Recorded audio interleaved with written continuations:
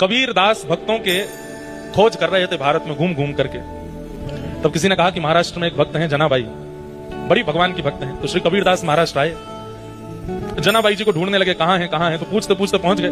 कबीर दास जैसे ही वहां पहुंचे तो क्या देखा, पूरा इलाका इकट्ठा हुआ है और दो माताएं आपस में लड़ रही हैं, झगड़ रही हैं, बुरी तरह एक दूसरे को सुना रही हैं। कबीर दास बोले, भैया क्या हो रहा है?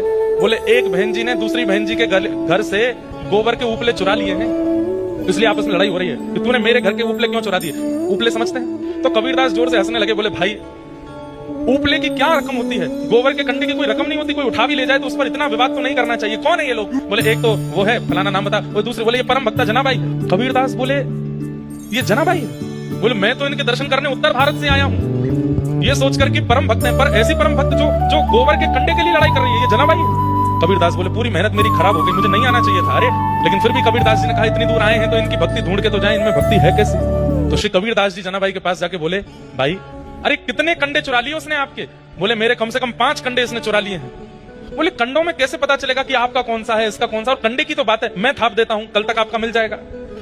जनाबाई बोली, नहीं नहीं नहीं, मुझे किसी और के हाथ के थपे हुए नहीं चाहिए और इसके 5 भी नहीं चाहिए, मेरे वाले ही चाहिए। कबीर दास बोले, आपके वालों की पहचान है कोई? बोले, हाँ।